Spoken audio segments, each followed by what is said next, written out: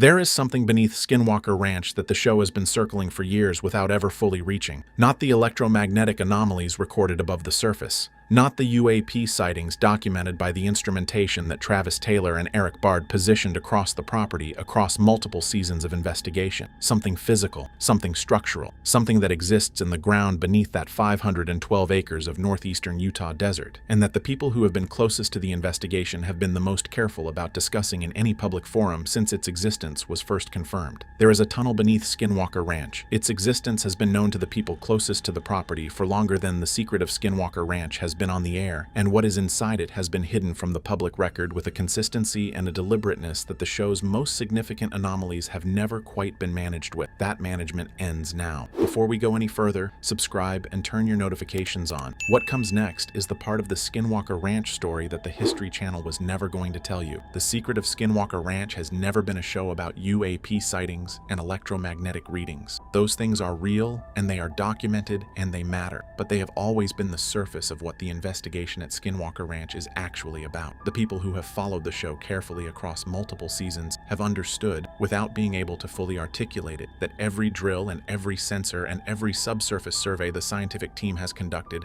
has been oriented towards something specific, a location, a point beneath the property that the data has been pointing at across seasons of accumulating evidence. The mesa has drawn the most attention and generated the most dramatic footage, but the mesa is where the phenomena manifest above ground. What the scientific team has been trying to understand is where those phenomena originate beneath it. The subsurface survey work that Erik Bard has led across multiple seasons of the show represents some of the most sophisticated ground-penetrating analysis ever applied to a paranormal investigation site. The technology deployed at Skinwalker Ranch to understand what exists beneath the surface of that property is not the technology of a television production budget. It reflects access to instrumentation and methodology, whose origin in Brandon Fugel's professional network goes significantly beyond what the show has disclosed about the resources being brought to bear on the investigation, and what that technology has been finding beneath the surface of Skinwalker Ranch. The specific anomalies in the subsurface geological profile of the property that the instrumentation has documented across multiple seasons is not what any of the scientific team expected to find when they first began the systematic survey of what lay beneath the ground they were standing on. The tunnel is the answer to a question the show has been asking since its first season. Not a metaphorical tunnel, not a geological formation that can be explained by the standard processes of subsurface erosion or karst formation in the limestone and sandstone geology of the Uinta Basin. A tunnel, constructed, deliberate, existing beneath a property whose documented history of anomalous phenomena stretches back centuries before any modern investigation began, and whose existence beneath that specific property raises questions that the people who have confirmed it to those asking are not willing to answer publicly. To understand why a tunnel beneath Skinwalker Ranch matters in a way that a tunnel beneath an ordinary piece of Utah real estate would not, you need to understand what the Uinta Basin is and what the geological and historical record of the region tells you about what has happened there across the millennia that preceded any modern settlement. The Uinta Basin sits at an elevation of approximately 5,000 feet in northeastern Utah, bounded by the Uinta Mountains to the north and the Book Cliffs to the south. It is a geological depression formed by the same tectonic processes that shaped the broader Colorado Plateau, whose subsurface structure includes formations whose age, whose complexity, and whose relationship to the surface features of the landscape are still being mapped by the geological surveys that academic researchers have been conducting in the region for decades. The Ute people who inhabited the Uinta Basin for centuries before European settlement called the land that would become Skinwalker Ranch by a name that translated, across the various attempts that ethnographers and linguists have made to render it in English, as something approximating the place where evil dwells, or the forbidden land. They did not camp there, they did not hunt there, they did not cross that specific stretch of land after dark, and the specific geographical features of the property that they identified as most significant in their understanding of what made it different from the surrounding land were not the surface features, they were what was beneath. The Ute oral tradition, whose preservation by the communities that maintained it across the years of displacement and cultural disruption that followed European settlement, is remarkable given the conditions under which that preservation occurred, contains specific references to openings in the earth in the vicinity of what is now Skinwalker Ranch. Not natural caves, something else. Something that the tradition describes as having been there before any human community existed in the basin, and that the Ute understanding of the land treated as a boundary rather than a feature, a place where what was below and what was above were closer together than they should be. The tunnel is not a modern discovery. The people who knew this land before the ranch existed knew it was there. They simply knew better than to go near it. Robert Bigelow purchased Skinwalker Ranch in 1996 from the Sherman family, whose experiences on the property in the years preceding the sale had been documented in the book The Hunt for the Skinwalker by Colm Kelleher and George Knapp, published in 2005. Bigelow funded the National Institute for Discovery Science to conduct a sustained scientific investigation of the property that lasted from the mid-1990s until the early 2000s, and that involved a team of credentialed researchers whose disciplines covered physics, biology, psychology,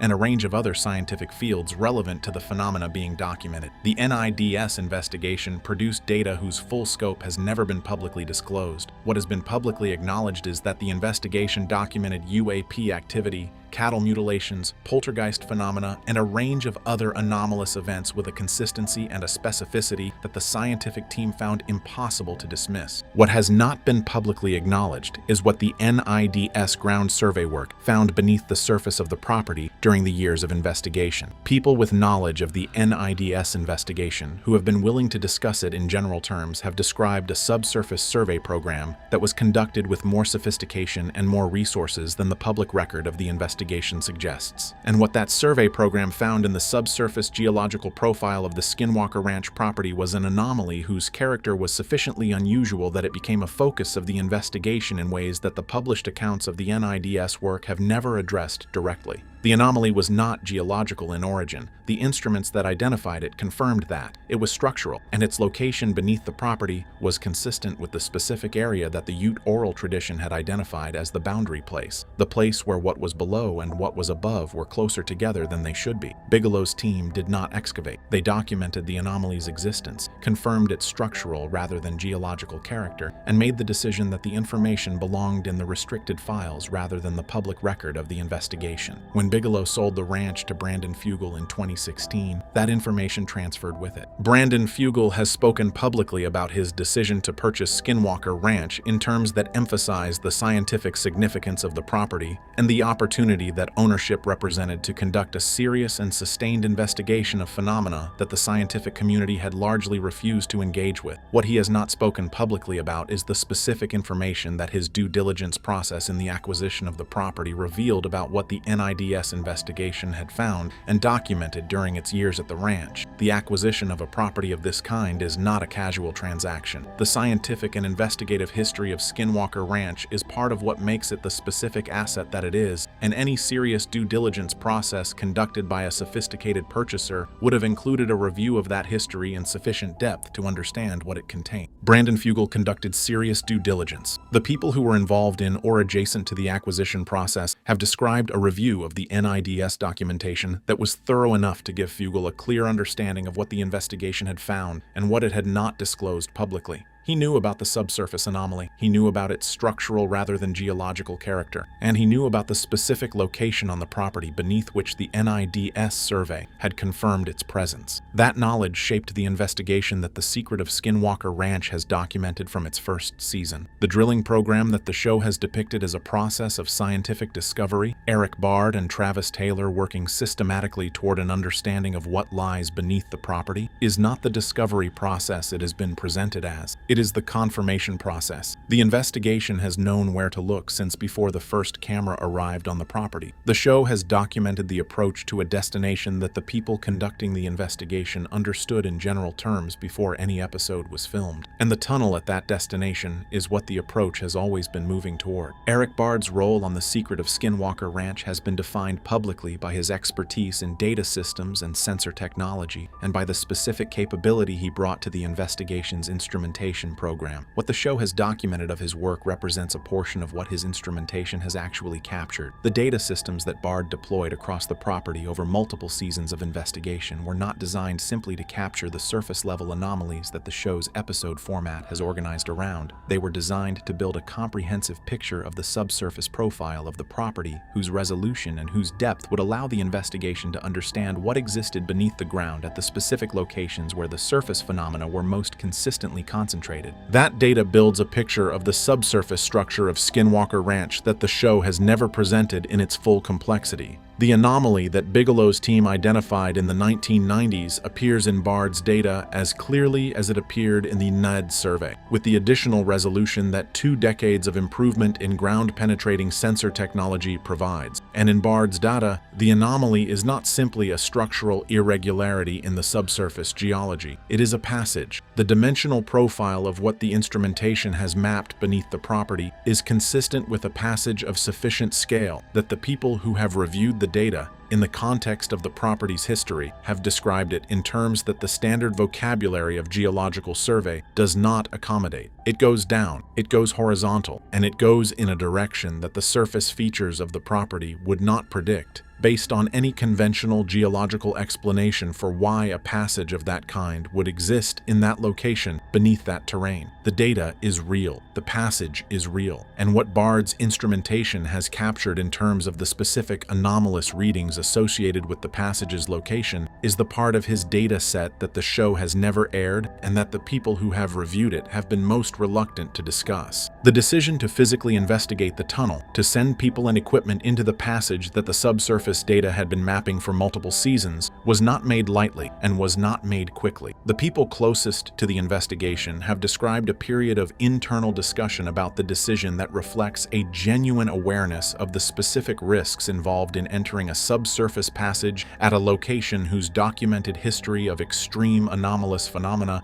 made the standard risk assessment for confined space entry insufficient as a framework. This was not a cave. It was not a geological formation whose character and history were understood well enough to apply conventional safety protocols. It was a passage beneath a property where the documented relationship between the physical environment and the phenomena occurring within it was fundamentally different from anything that conventional confined space safety methodology was designed to address. The team that went in consisted of people who understood what they were entering in ways that the standard technical briefing for a confined space investigation does not cover. They had the subsurface data. They had the historical context. They had the specific information about what the passage's location meant in terms of the documented concentration of anomalous activity above it. And they had the understanding, shared among the people who had been closest to the investigation across multiple seasons, that what they were going to find at the end of that passage was something that the show had been building toward since its first episode, and that the full disclosure of would change the public understanding of what Skinwalker Ranch was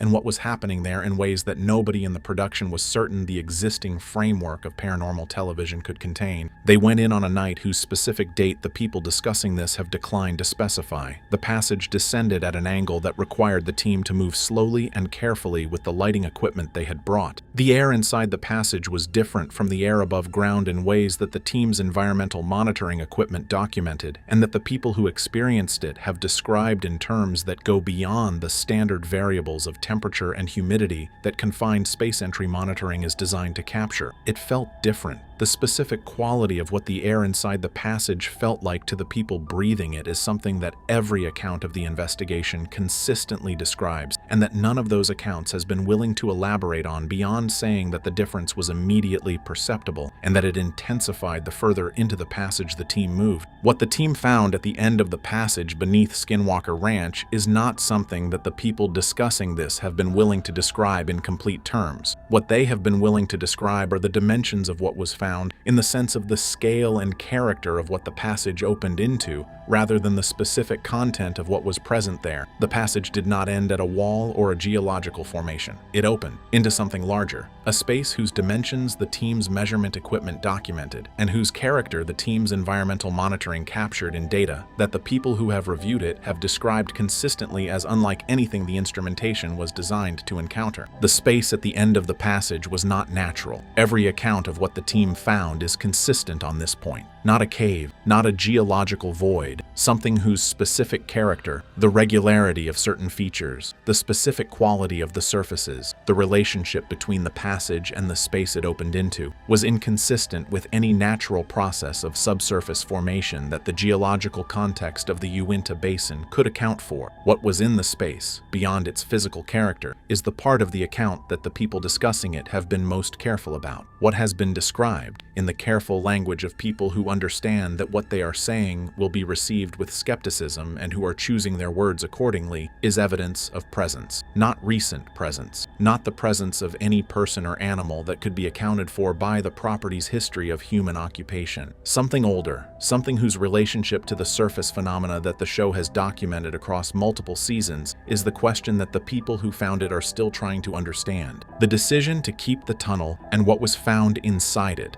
out of the public record of the Skinwalker Ranch investigation is not a decision that was made by a single person or that was made quickly. It was the product of a conversation that involved everyone with knowledge of what the team found and that reflected a genuine reckoning with what public disclosure would mean for the investigation, for the property, and for the broader context of UAP and paranormal research, whose relationship to what was found in the tunnel is the most significant and the most difficult dimension of the entire discovery to manage publicly. The specific reason that the tunnel and its contents have been kept out of the show's public narrative is not the reason that the cynical reading of any paranormal television production would suggest. It is not that what was found was too ambiguous to support the investigation's credibility. It is not that production made a calculation about what the audience was ready for. The reason is simpler and more serious than either of those things. The people who went into that passage and found what was at the end of it made a collective decision, before leaving the property that night, that what they had found was not something that the framework of a cable television paranormal investigation was the right context for disclosing. What was at the end of that passage changed the question that the investigation had been asking, not in the way that a piece of significant evidence changes a question by providing a partial answer, in the way that finding something changes a question by revealing that the question itself was incomplete. The tunnel has been sealed, the data has been secured, and the people who know what was found at the end of it are having a conversation about what comes next that the public record of the Skinwalker Ranch investigation has not yet caught up to. That conversation is still underway, and what it produces will change everything the public understands about what has been happening on that property and why it matters beyond the boundaries of paranormal television. Subscribe now and turn your notifications on.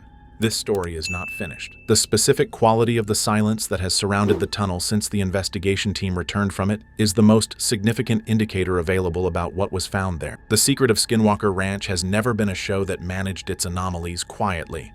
The UAP sightings were broadcast. The electromagnetic data was analyzed on camera. The cattle mutilation evidence was documented and discussed. The subsurface drilling results were presented in real time with the full scientific team on screen to interpret what the instruments were showing. That is the show's established relationship to the evidence it produces. Transparency about the anomalies, even when the anomalies exceed the available explanatory framework. The tunnel has received none of that treatment. It has received the specific opposite: silence that is managed rather than incidental, silence that is consistent across every person with knowledge of what was found, silence that reflects a decision rather than an absence of something to say. Brandon Fugel's public communications since the investigation team returned from the tunnel have carried a specific quality that the people who have followed his public engagement with the ranch closely enough to track changes in it have described as different from anything in his previous record. Not reluctant, not evasive, something more settled than either of those things. The silence of a person who has processed something and who has made a decision about what the processing of it means for what comes next, rather than the silence of a person who is still deciding what to do with something they have not yet integrated. Travis Taylor's communications have carried the same quality. Erik Bard, whose public engagement with the investigation's data has always been characterized by a technical precision that made his statements among the most carefully calibrated of anyone connected to the show, has said less since the tunnel investigation than at any comparable period in the show's production history. The coordinated character of that reduced output is the data point whose significance the paranormal research community has been discussing without having the specific context that makes it interpretable. The tunnel is that context. What was found at the end of it is why the people who know are quiet in the specific way that they are quiet. And the conversation they are having about what comes next is the most important conversation in the history of the Skinwalker Ranch investigation. It has not yet produced a public statement. When it does, nothing about this story will look the same.